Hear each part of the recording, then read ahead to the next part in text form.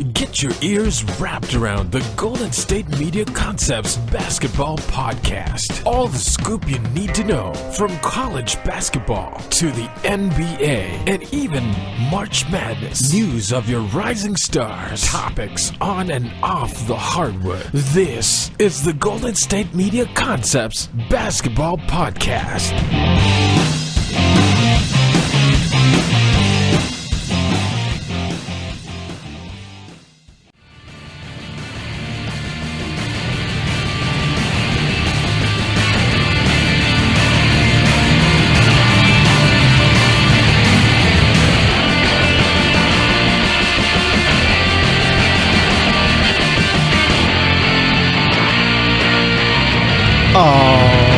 Alright, and welcome to the GSMC Basketball Podcast. This episode is brought to you by the GSMC Podcast Network, and I am your host, Jesse Tapia. Alright, so it is Monday, April 23rd, and here's what's going on today. First up, we're going to be talking Cavs versus Pacers, that series. All right, we're also going to fit in the Washington and Toronto series, so that's what we're going to do for this first segment. Second segment, we're going to be talking about Philly versus Miami and then Boston versus Milwaukee. Third segment, we're going to be talking Golden State, San Antonio, and then Pelicans sweeping the Trailblazers. And then for the fourth segment, we'll talk about the other two. We got Houston and Minnesota, and then the Jazz versus Utah, which I think those are the two games going on tonight, so it just fits in perfectly there. All right, so that's how the show's going to go. And, I mean, these NBA playoffs, I think, have probably been the most entertaining in recent memory because of the fact that we don't got, the only sweep we have is New Orleans over Portland. All right, and New Orleans is just, they look ridiculous right now. All right, I actually can't wait to talk about them, but nonetheless, like I said, we got Milwaukee and Boston. That's up 2-2 now. All right, Boston was up 2-0 at one point. We got the Cavs, who, just pretty much looks like LeBron is literally scratching and clawing to keep this team up. All right, that's 2-2 now. We got, Philly and Miami's 3-1, but I don't know. If Miami gets Game 5 in Philly, it's a whole different series. What else? There's another series that Minnesota has a chance to make it 2-2 tonight.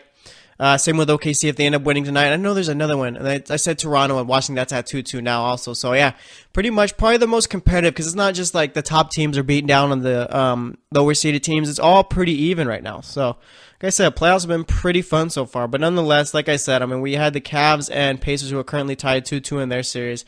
They played on Sunday, and the Cavs won that one 104-100. LeBron played 46 minutes yesterday. Shot 12 of 22 from the field, 32 points, 7 assists, 13 rebounds. All right. The dude was just doing it all. Kevin Love, shot 2 of 10, 5 points, 11 rebounds there. Not great. Jose Calderon got the start since George Hill was out. He had 5 points in this one, 2 assists. Kyle Korver played pretty well. He had 18 points, shot 4 of 9 there. J.R. Smith was okay. 12 points on, that's not great, but it's all right, I guess, like I said. 12 points, 5 rebounds, shot 4 of 12 from the field. Off the bench, you had Jordan Clarkson with 12 points, shot 5 of 9, and then Rodney Hood only played 14 minutes. He was 1 of 2 from the field, had 6 points there. Larry Nance had 6 points, 3 rebounds, and Tristan Thompson. It seemed like Ty Lue, before the game, was talking like he's going to get him more involved and stuff like that, but the guy only played 7 minutes, had a rebound, and no points, so not really much there. And then Jeff Green played the most minutes off the bench with 24. He had 8 points, 4 rebounds, 4 assists, shot 3 of 5. All right, for the Pacers, you had Thaddeus Young with 12 points, 16 rebounds, shot 5 of 12. Bojan Bogdanovic had 10 points, 6 rebounds. Miles Turner had 17 points, only 3 rebounds. Derek Collison had 12 points, 8 assists, shot 5 of 14. Victor Oladipo couldn't really shoot the ball well at all, 5 of 20 from the field, 3 of 8 from the three-point line. He had 17 points, 5 assists, 6 rebounds. And then off the bench, you had Domantas Sabonis, who played really well. 9 of 12 shooting there, 19 points, 6 rebounds. And then you had Lance Stevenson with 11 points. 6 assists, shot 5 of 11. Lance Stevenson is turning into the story of this series, all right?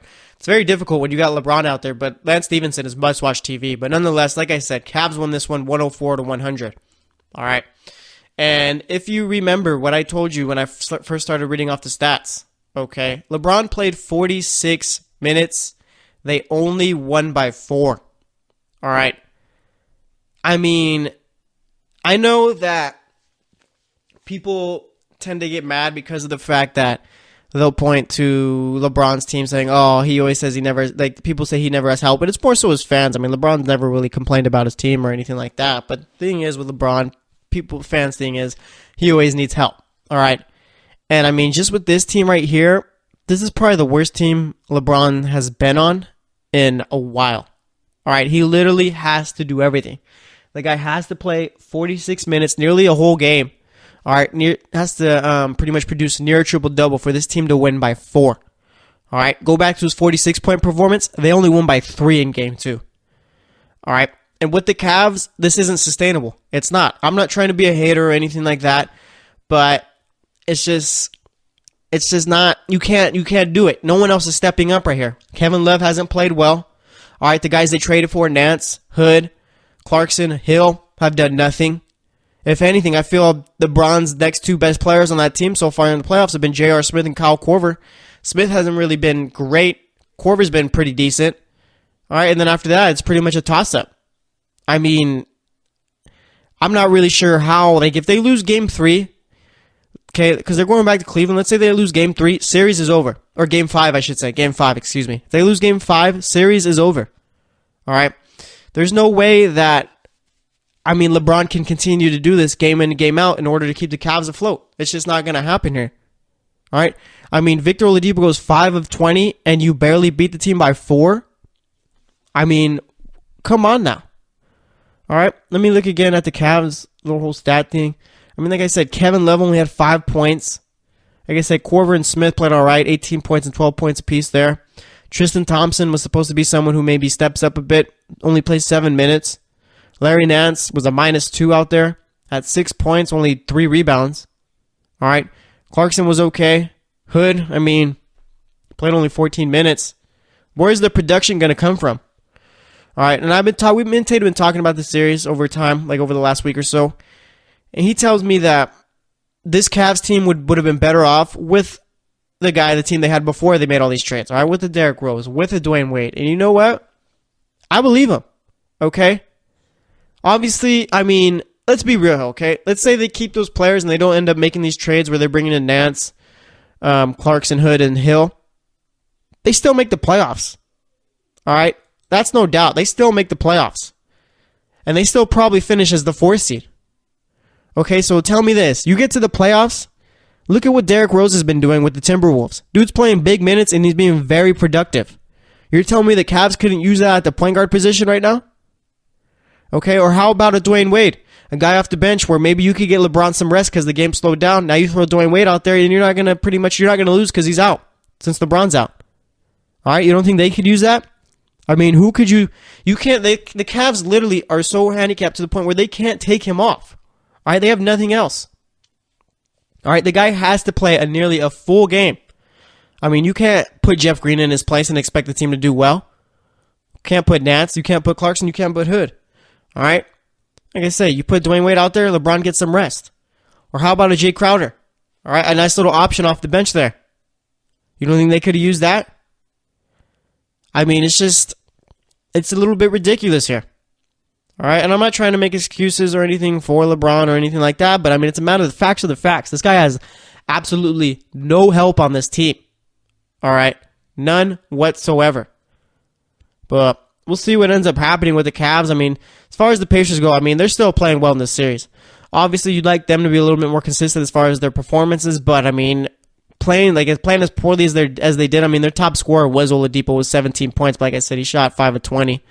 Actually, it was Sabonis with 19 points, excuse me. But I mean, for you to play as bad as you did, let's see how they shot the ball. They shot 43% from the field, 36 from 3, 61% from the free throw line. All right, to be as bad as you were that day and only lose by 4, I mean, you can't really knock yourself there. So like I said, I mean, if the Pacers end up taking Game 5 in Cleveland, I don't think we see a Game 7. I think it's over after that. And I feel like I'm okay, like I'm all right for me to say that because of the fact that, like I said, the Cavs just haven't played well. All right? They haven't looked good at all. So we'll see about that. But anyways, like I said, we had Toronto and Washington. That series is now tied up. All right? Washington won Game 4, 106-98. You had, for the Raptors, Serge Ibaka with 7 points, 10 rebounds, shot 2 of 5 there. Kyle Lowry, I mean, he had 19 points, 5 assists, 7 rebounds, shot 7 of 15, 4 of 6 from the three-point line. He played well, And with Lowry, I mean, maybe because like you figure him being a top player on this team, like a top 2 player, you have DeRozan as number 1, Lowry as number 2. You would expect to see more from Lowry, and like he played well. I'm not trying to knock his game or anything like that, but maybe it's just a part of we expect too much out of Kyle Lowry. Maybe that's what it is. I mean, because like I said, he didn't play well. I mean, he shot 7 of 15 from the field. That's nearly 50% right there. All right, had 19 points, 7 rebounds, 5 assists. Maybe that's just what Kyle Lowry is. All right, maybe he's just not going to be a guy who's giving you at least 20 plus a game in the playoffs or anything like that. Maybe he's just a guy who's going to produce, and it's going to pretty much that's all you're going to get from him. Maybe we just expect way too much out of him. I don't know. That's just one thought I got, because maybe it's just a matter of we've just overhyped him a bit. All right, but anyway, you had DeMar DeRozan, who showed up in this one big time. 35 points, 6 assists, 6 rebounds. Shot 10 of 29 from the field, 1 of 4 from the three-point line. Off the bench, you had Jacob Poeltl with 10 points, 7 rebounds in this one, shot 4 of 6. And you had DeLon Wright with 7 points in this one, shot 3 of 7. For the Wizards, you had Otto Porter with 12 points, 6 rebounds, shot 4 of 8. John Wall had 27 points, 14 assists, 6 rebounds, shot 10 of 24. Bradley Beal shot 10 of 19, 5 of 7 from the three-point line, had 31 points in this one. Let's see, 5 rebounds. And then off the bench, you had Kelly Oubre Jr. with 10 points, 5 rebounds, 2 assists. If I'm the Raptors, I might be panicking. All right. I mean, you went up 2-0. Now you're down. Now it's tied 2-2. Haven't we seen this before? Haven't we? Don't we know how this series ends? All right. I mean, it's just like, come on here. You guys were up 2-2. All you needed was, or 2-0. All you needed was one more win. All right. And it's just, I don't know. I'm kind of afraid for the Raptors here. All right. I figured that with the way Kyle Lowry's been playing, maybe the bench will step it up for him. And they did for the first 2 games. But now it's just a matter of, I don't know. All right. Maybe that formula to win isn't sustainable. All right. Let's see when I think they played, do they play Tuesday or when? Yeah, they played Tuesday, I think. They play, next game is on Wednesday. All right. Game 5 is on Wednesday in Toronto. There's a lot of game 5s right here where I figure if the lower seeded team wins game 5, it's over. Like in Milwaukee and Boston, which we're going to be talking about next. I mean, actually, I'll save it for that. But as far as the Wizards go, I mean, they win game 5 in Toronto. It's a wrap. It's absolutely a wrap. So we'll see what ends up happening there. But I mean, as far as the Wizards go, let's say they advance. You got to play a team like the Pacers or Cavs. I wouldn't put it past them getting to the Eastern Conference Finals. All right. And one thing, too, we got to talk about. The Wizards are the 8th seed. The Raptors are the 1 seed. How big is this? Like, if the Wizards take the series, how big is it as far as playoff upsets? All right. It's not like when the Warriors, I think they upset that Believe team, I think it was. And they upset the Mavericks, I think it was, as the 1 seed, I think they were. I got to double check. I think it was the Mavericks or the Grizzlies. Either way. I mean, how big of an upset is this? It's the 8th seed knocking off the 1. So we'll see if it ends up happening, obviously. But I'm just saying, look forward to it. But either way, we're going to wrap it up here. Next up, like I said, we're going to be talking Boston versus Milwaukee and then Philly versus Miami, those series. So stay tuned, and we'll be right back. Are you looking for the very best NFL and college football podcast? Then check out the GSMC Football Podcast. Get the latest football news both on and off the field. From the NFL Draft to trades to the rumor mill to the NFL Combines, they got you covered. That's GSMCpodcast.com/football-podcast. Get updates on college rivalries, game day insights, and much, much more. It's football talk the way you want it. This show eats, sleeps, and breathes football. Don't forget to like them on Facebook and follow them on Twitter. Visit GSMCpodcast.com for more info.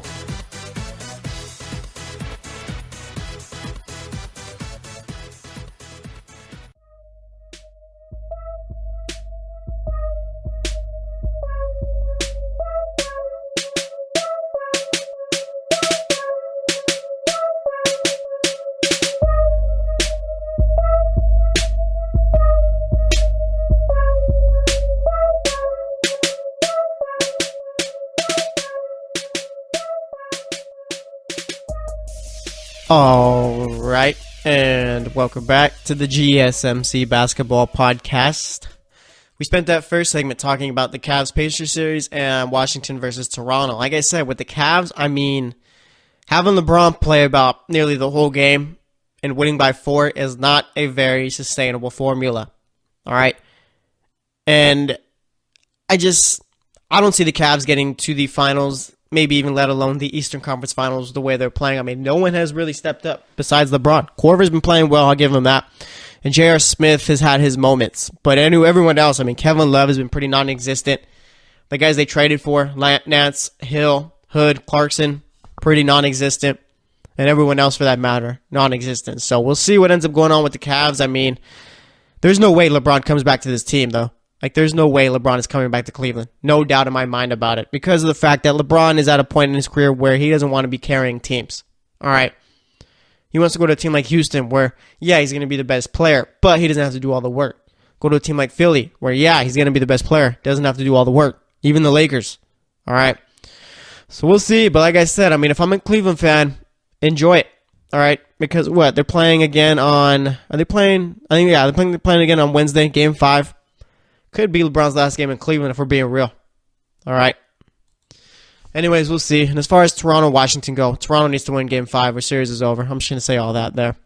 All right. But anyways, like I said, we're going to get into this segment now. We got Boston and Milwaukee to talk about and then Philly versus Miami. So let's get into it. All right. So we had Game 4 on Sunday. Boston got blown out Game 3. I mean, Milwaukee practically played a perfect game with as far as the guys they were bringing in, the lineups they were throwing out there. I mean, Boston had no answer for it. Did they for this game? It looked like they did. Had a very bad second quarter. Had a bad, honestly, first half.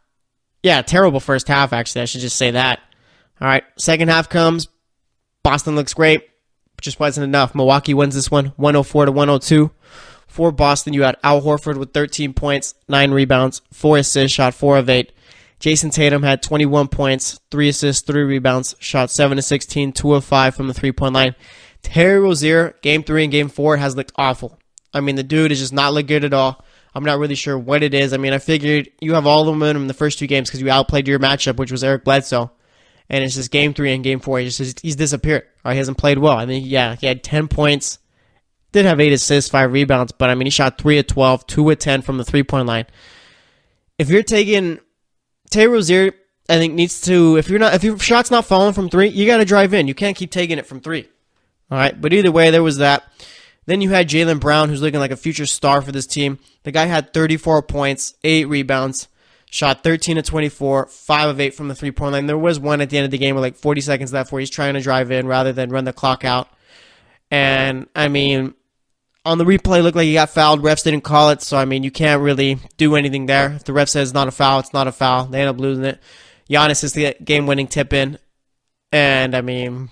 Celtics run a play to Marcus Morris at the end, but he didn't hit the shot, so they end up losing, like I said. But Jaylen Brown, it's just those little things right there, all right? The whole dribbling the ball out, letting the clock run a little bit. He's got to start doing that. But nonetheless, like I said, the dude is looking like a future star for the Celtics. Easily been their best player for this series so far. All right, and if not for Giannis, I mean, he probably would be the best player in the series. But like I said, I mean, that Giannis guy is on fire. But nonetheless, like I said, Jaylen Brown had 34 points, and then off the bench, Marcus Morris, who struggled in this one, had 13 points, 4 rebounds, shot 4 of 14, only hit 1 3, only took 1 3. For the Bucks, you had Giannis Antetokounmpo with 27 points, 5 assists, 7 rebounds, shot 12 of 20. Chris Middleton, who, I mean, has just been on fire. I'd say he's been the third best player in this series. I'd put Jaylen Brown at number 2. Middleton had 23 points, 6 rebounds, 2 assists, shot 8 of 14, 3 of 5 from the three-point line. Chris Middleton might have the best mid-range game in the NBA, and, I mean, it is not close right now. I don't want to say not close. You got that Kevin Durant guy, but it's ridiculous how automatic Chris Middleton is from mid-range. All right? Like I said, it's just ridiculous. The dude does not miss whatsoever. It doesn't matter how well in defense you're playing on him. It doesn't matter how tall you are. Nothing matters. Okay? If Chris Middleton wants to hit the shot, he's going to hit the shot. It's just ridiculous. I haven't seen anything like it besides Kevin Durant and maybe even Sean Livingston. All right? The dude is just automatic from the mid-range. Then you had Eric Bledsoe, had 9 points, 5 assists, shot 3 of 9, 1 of 2 from the three-point line. That guy just had a bad series so far. Malcolm Brogdon had 10 points, 4 rebounds, shot 4, 7, and off the bench. You had Jabari Parker, who, I mean, the last 2 games, I'm not really sure why they refused to in the first 2 games, but they've been playing him now. games 3 and games 4. And he's been playing well. Had 16 points, 3 blocks, 2 steals, 7 rebounds. Shot 5 of 10, 2 of 3 from the three-point line. Don Maker had 8 points, 2 rebounds, shot 3 of 6. And then let's see, you had Matthew Dellavedova, who had 4 points, had a real nice little layup at the end of the first half, which brought a lot of momentum to this Bucks team. All right, so that's how pretty much what happened there. Like I said, I mean, the first half, Boston they played well out the gate. End of the first quarter comes, Boston looks like they're starting to slip. In the second quarter comes, and Boston just doesn't look good at all. All right. They just didn't look good.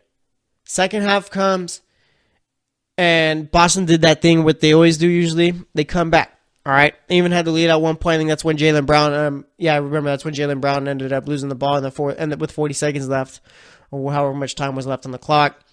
And it's just, they couldn't pull it out. They couldn't finish the job. All right. So now it's 2-2. I mean, we're going back to Boston here. Milwaukee's got all the momentum right now. All right. And it's just with Milwaukee, I mean, they take game 5 in Boston, I think it's a wrap. All right? I truly think it is.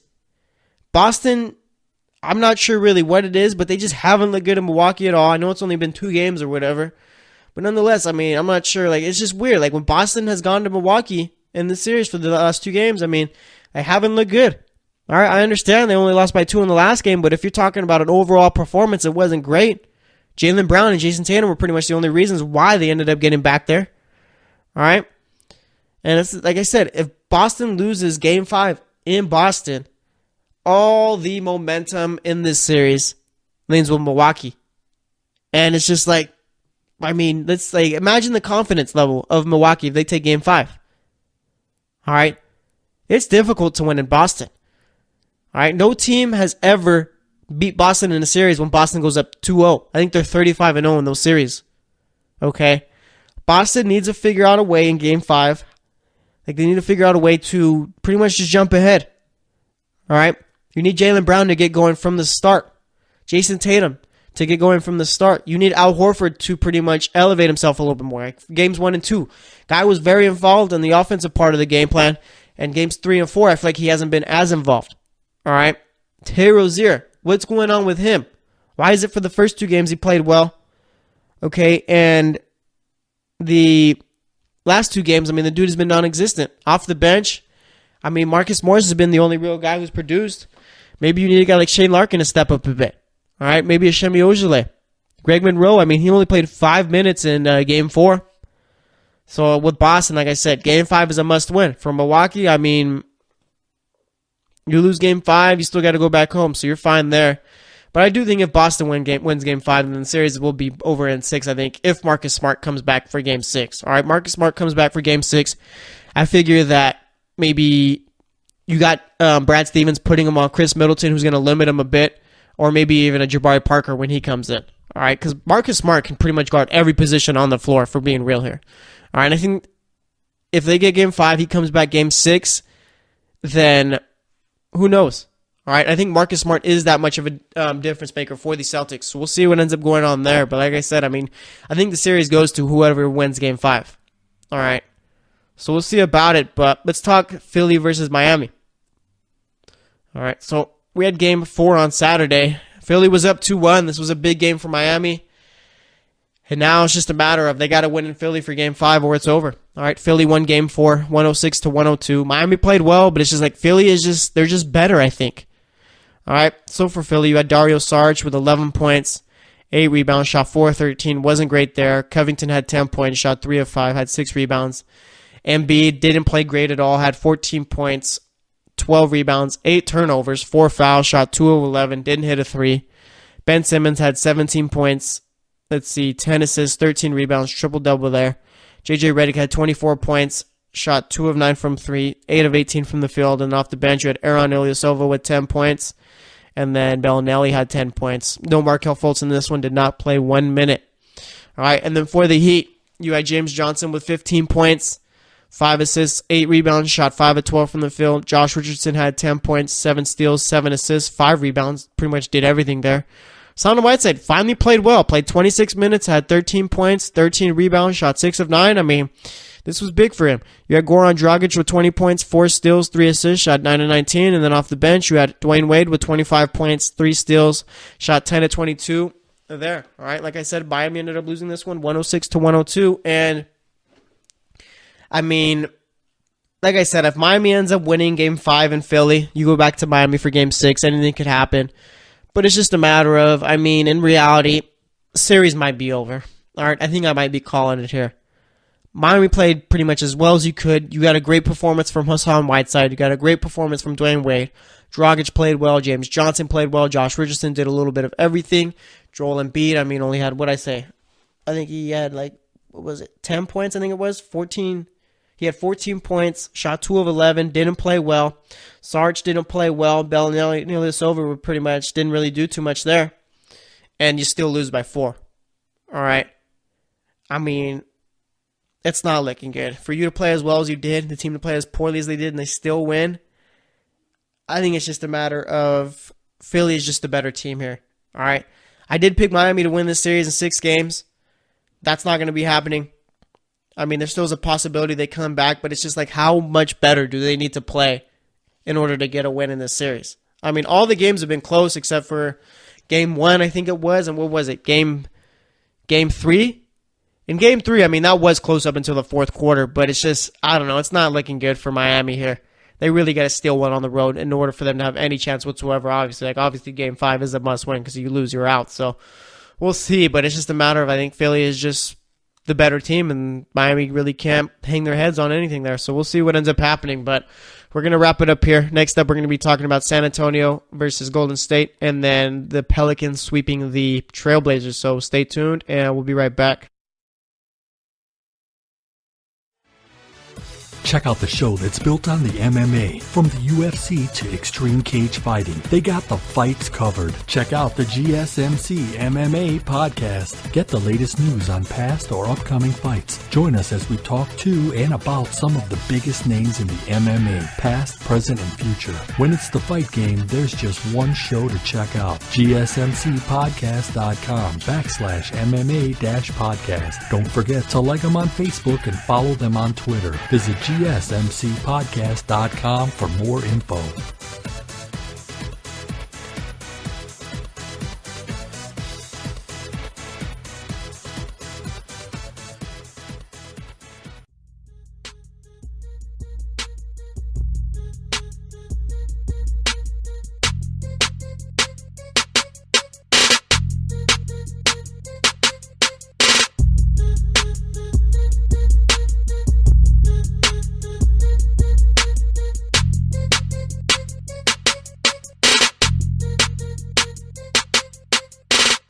All right, and welcome back to the GSMC Basketball Podcast. So far today, we've talked about all the series so far in the East, all right? We got the Raptors and Wizards who are tied at 2-2. Milwaukee and Boston's tied at 2-2. Cleveland and Indiana's tied at 2-2. And then Philly's the only one with the lead in their series. They're up 3-1 on Miami. All right, as far as Cleveland goes, I mean, LeBron's going to have to do it all or else they're done. Toronto needs to get Game 5 or else they're done. Boston needs to win Game 5 or else I think they're done. And then you got Philly. I mean, pretty much just win one. Just win one. That's it. So we'll see if they're able to do it. But nonetheless, I mean, as far as the East goes, I mean, Philly has to be the team that you figure has looked the best so far in the playoffs, right? Out of the East. I mean, Miami's played about as well as they could, and they just can't beat them. So we'll see about it. But anyways, let's head over to the West. All right, first up, let's talk Golden State versus San Antonio, and then we'll talk about the Pelicans sweeping the Trailblazers. So let's get into it. All right, we had Game 4 on Sunday. Looking like I figured that Golden State was going to sweep them. Maybe we should get a gentleman sweep now, but nonetheless, I mean, San Antonio won the game. Not sure how, but they did. All right, you had San Antonio who won 103-90. For the Warriors, you had Draymond Green with 9 points, 18 rebounds, 9 assists, shot 4 of 14 from the field. Kevin Durant had 34 points, 2 assists, 13 rebounds, shot 12 of 28 from the field, 4 of 13 from the three-point line.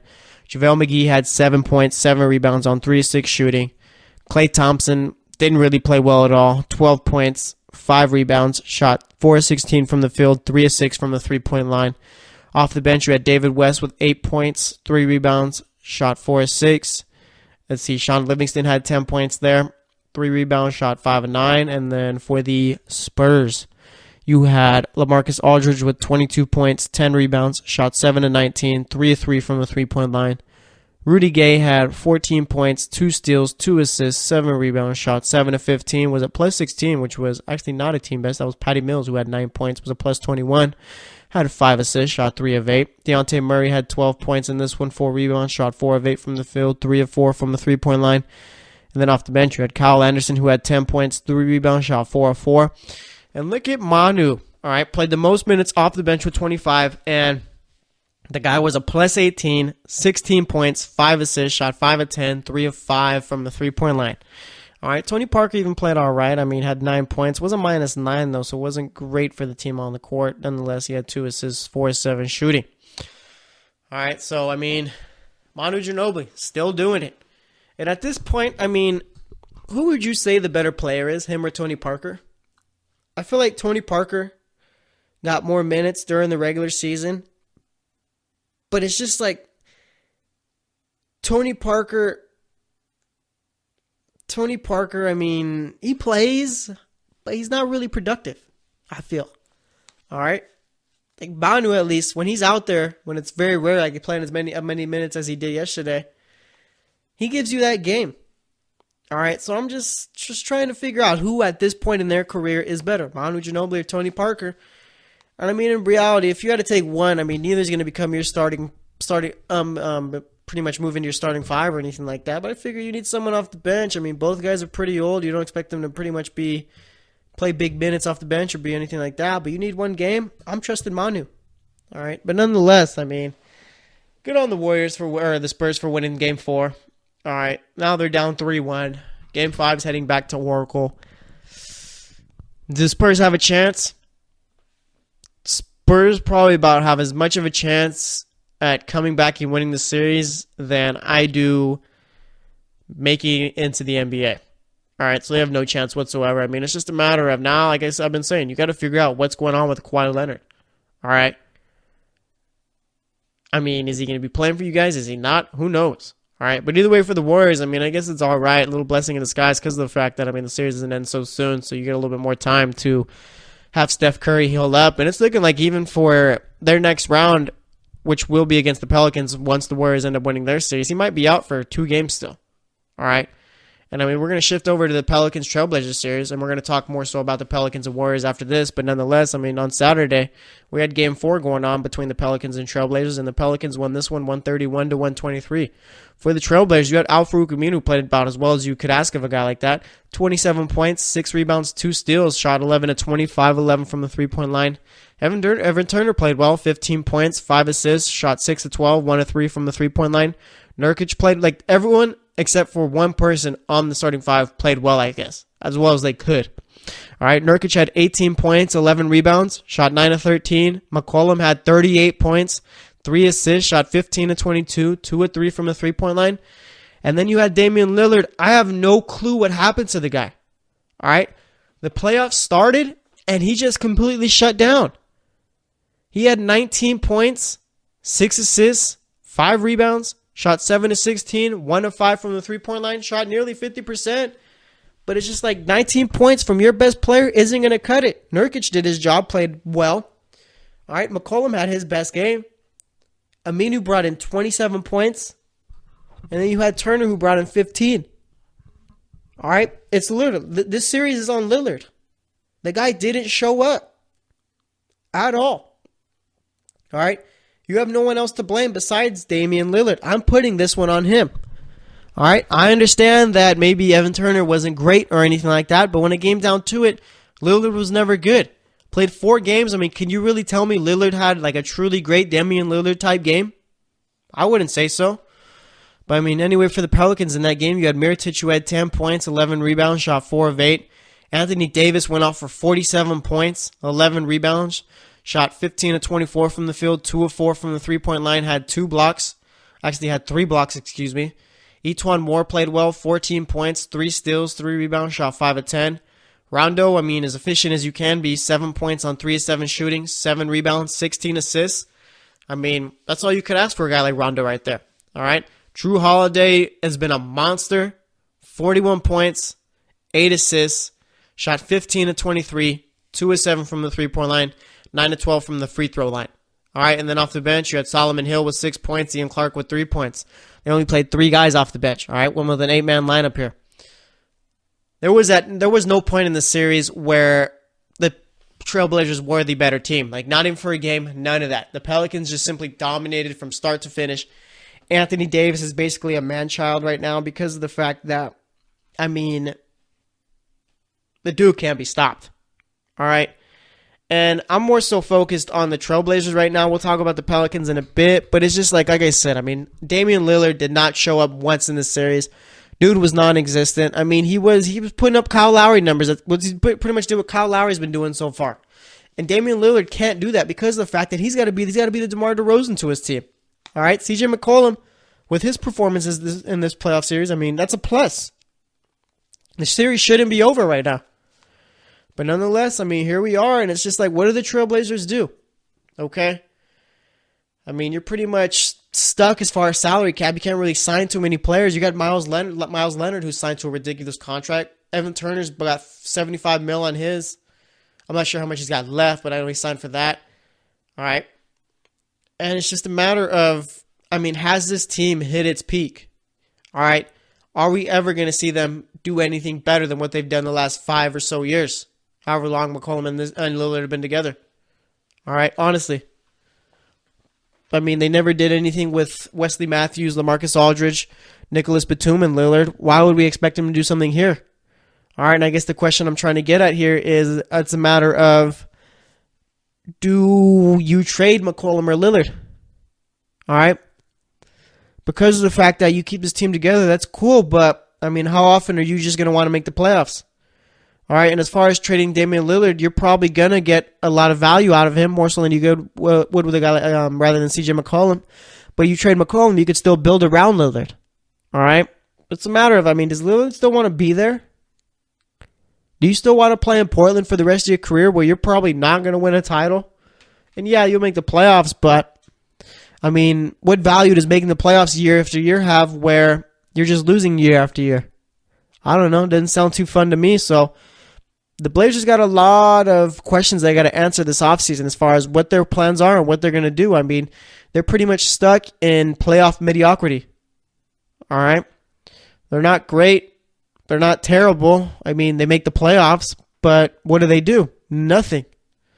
So we'll see what they end up doing, but let's shift over to the Pelicans. All right? This Pelicans team looks dangerous. They look very good. All right? I mean, I did not think that. I think I did pick them to win the series. I think I picked them in 6.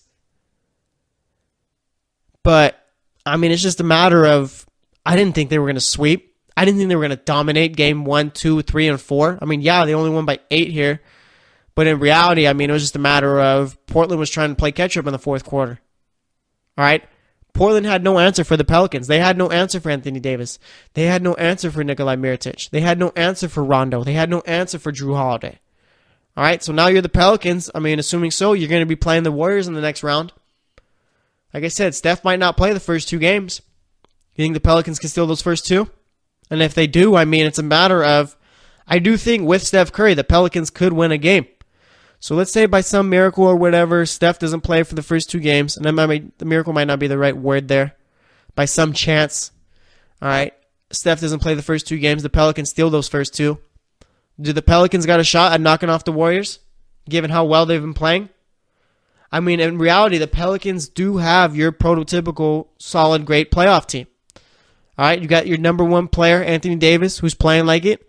You got the seasoned vet who, come playoff time, pretty much shows up and plays well. Rondo. You got that second option, kind of like what McCollum would have been to Damian Lillard. Damian Lillard was playing well, and Drew Holiday. And then you got your role players in Mirotic, Moore, and Clark, who have pretty much done exactly that, played their role well. The Pelicans do have a very solid team built for the playoffs. So, I mean, like I said, I'm not going to go as far to say that they could beat the Warriors, but it's a matter of maybe they could get a game or two. Maybe they could put a scare in the Warriors. We'll see. All right. But like I said, the Pelicans have played really well. And I mean, Rondo against Steph would be a little fun matchup there.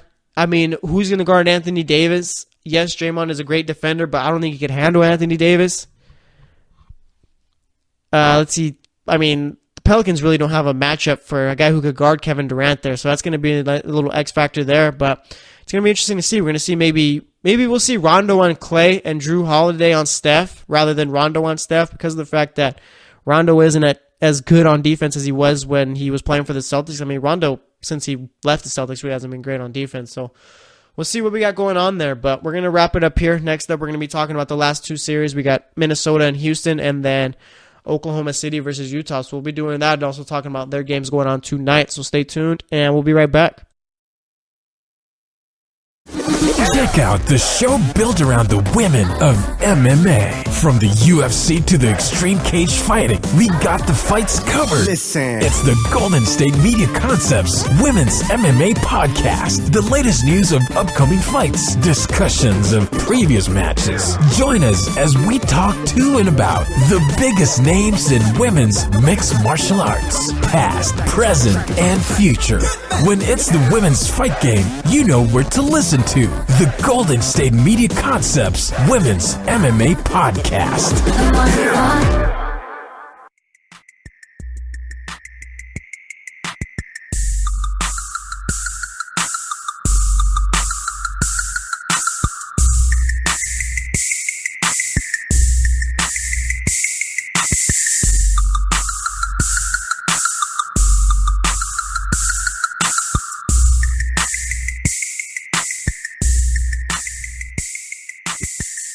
All right, and welcome back to the GSMC Basketball Podcast. Been a fun show so far. I mean, we've pretty much just been talking about each series so far. We got the Raptors and Wizards who are tied 2-2. Cleveland and Pacers are at 2-2. Milwaukee, Boston's at 2-2. Philly, Miami, and Golden State, San Antonio are at 3-1. And then we got the Pelicans who swept the Trailblazers. Now we're going to talk about the rest of the other two series. So let's do that. All right, let's talk about OKC versus Utah first. So we had Game 3 on Saturday, and Utah beat Oklahoma City 115-102. For the Thunder, you had Carmelo Anthony with 14 points, had 4 rebounds, 3 steals, shot 6 of 10 from the field, 2 of 4 from the three-point line. Paul George, I mean, he came up with his nickname for himself as Playoff P, which is just about as I'll be nice. Paul George had 23 points, 3 assists, 2 rebounds, shot 7 of 16, 3 of 8 from the three-point line. Steven Adams had 8 points, 2 rebounds in this one. A little bit of, I don't know if you want your starting center only bringing in 2 rebounds. Kind of reminds me of a Brook Lopez type player. Russell Westbrook had 14 points, 11 rebounds, 9 assists, shot 5 of 17. Obviously not great there, Russell. Raymond Felton had 14 points, 2 assists, shot 5 of 10, 4 of 5 from the three-point line. Patrick Patterson had 8 points, 3 rebounds, shot 3 of 3. I mean, that's pretty much all that was notable there. I mean, Jeremy Grant had, or is it Jarian Grant? I think it's Jarian. Is it Jeremy or Jarian? I think it's Jeremy. Had 7 points, 3 rebounds. And then for the Jazz, you had Derek Favors with 11 points, had 5 rebounds, shot 4 of 5. Joe Ingles had 21 points, 4 assists, shot 7 of 15, 5 of 10 from the three-point line. Rudy Gobert had 18 points, 12 rebounds, shot 6 of 8. Ricky Rubio, dude has been a monster in the playoffs so far. Giving Russell Westbrook some nightmares, I feel, all right? Rubio had 26 points, 10 assists, 11 rebounds, 9 of 18 shooting there. I mean, both him and Westbrook, I mean, he had a triple-double. Westbrook had a near triple-double. You can clearly tell who the best player was. All right. Donovan Mitchell had 22 points, 11 rebounds, shot 9 of 20, 4 of 7 from the three-point line. And then off the bench, you had Jake Crowder, who had 4 points, 2 steals in this one, shot 2 of 5. Royce O'Neal had 7 points, and then you had Dante Exum with 4 points off the bench, shot 2 of 4, had 2 rebounds, 2 assists. All right. So I was watching this game, and I mean, from start to finish, we knew who was winning this one. All right. It wasn't, KC could come back or something like that. Like, no, they had no shot whatsoever at coming back. All right. It wasn't happening. No way. All right. That Utah crowd is something else. And there's just some games, like I'm just saying, like there's some games where you watch and you're like, okay, yeah, this team's most likely going to come back. Like you don't know, but you can just feel it. All right. You feel when a comeback is going to happen. And it's just in this Utah game, like you knew Oklahoma City had no chance whatsoever at coming back. I mean, Utah has just way too many good players right now. All right, Utah has a full team. OKC has about 2.5 players, the half being Carmelo Anthony. All right. And it's just, I mean, has there been an instance this season where Melo, Paul George, and Westbrook have all played very good, efficient games? Like, have been just necessarily good at the same time? I mean, I don't think so.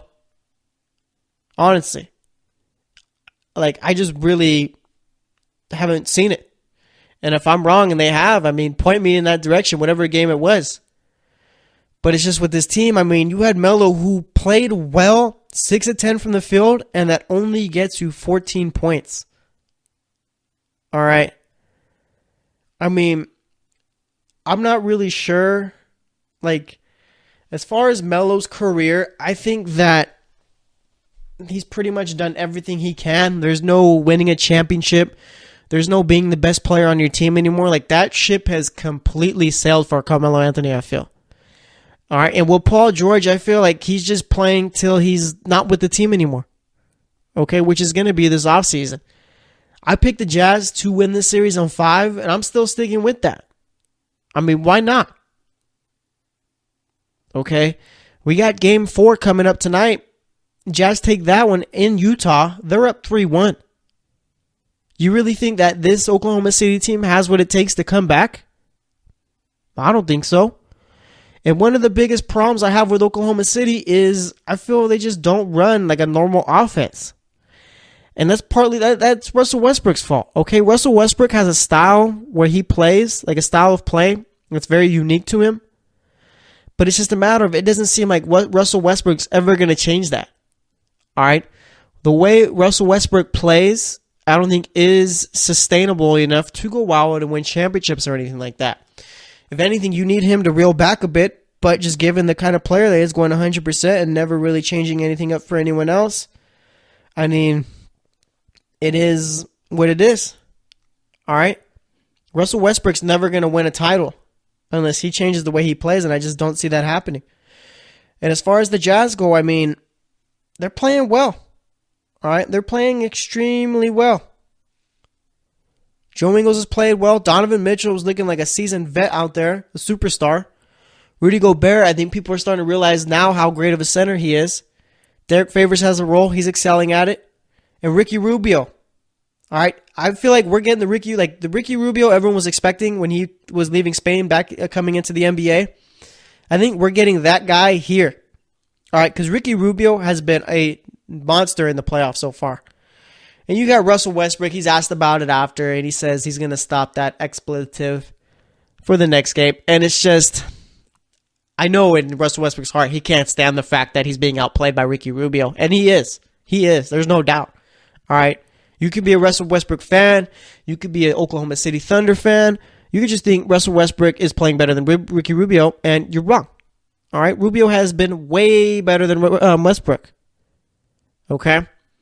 So it's going to be very interesting to see what this Oklahoma City team is made of. They win Game 4. I mean, we're back to square one. They don't. It's over. All right. And I don't think I've gotten any series right. I don't think I'm going to, let's see. I picked Cleveland in 5. Obviously, that's not happening. And I still don't feel good about that pick whatsoever. I'm sorry, Indiana Pacer fans.